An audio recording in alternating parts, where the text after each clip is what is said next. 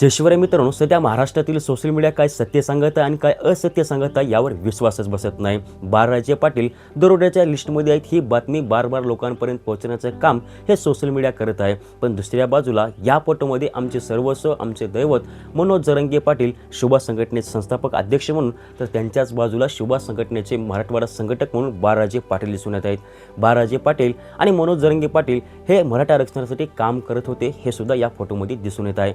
मग ही माहिती महाराष्ट्रातील सोशल मीडिया लोकांसमोर का आणत नाही इथं प्रश्न निर्माण होतो। अंजनगाव येथे छत्रपती शिवाजी महाराजांचे स्मारक उभारल्यानंतर बाळराजे पाटील यांना जातीवादी म्हणण्यात आलं। दोन समाजामध्ये जातीवाद निर्माण करण्याचं काम बाळराजे करत आहेत अशी बातमी सोशल मीडियावर पसरवण्यात आली होती। यावर मी चौकशी केलो, सत्य पाहून आश्चर्य वाटलं, कारण स्वतः बाळराजे पाटील, अहिल्याबाई होळकर, डॉक्टर बाबासाहेब आंबेडकर आणि गोपीनाथ मुंडे अशा महापुरुषांचे स्मारक उभारले होते। मग ही माहिती महाराष्ट्रातील सोशल मीडिया लोकांसमोर का आणत नाही?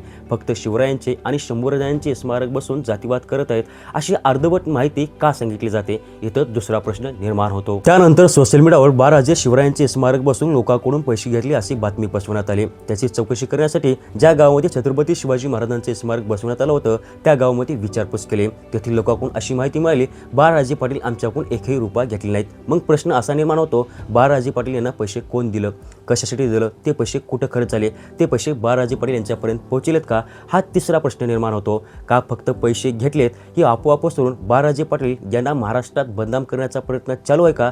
हा चौथा प्रश्न निर्माण होतो। त्यानंतर काही लोक म्हणतात शिवरायांचे स्मारक परवानगी घेऊन दिवसा बसव, हे जेवढं म्हणणे इतकं सोपं आहे हे तेवढंच करण्यासाठी अवघड। परवानगी घेण्यासाठी फिरून तळपायाचे कातोडे कधी निघून जातील याची भनक सुद्धा लागणार नाही। शिवरायांचे स्मारक रात्री बसवणं हे एक मजबुरी आहे, कारण स्मारक बसवण्यासाठी सहजासहज परवानगी मिळत नाही। म्हणून बाळराजे पाटील 18 पगड जातीच्या महापुरुषांचे स्मारक बसवण्याचं काम करत होते। त्यांचं नाव मराठवाडाच नव्हे तर संपूर्ण महाराष्ट्रात होत होतं।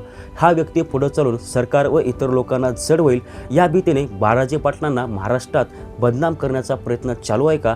हा अजून एक प्रश्न निर्माण होतो। यावर तुमचं मत नक्की कमेंटमध्ये सांगा। जय जिजाऊ, जय शिवराय, जय शंभूराजे।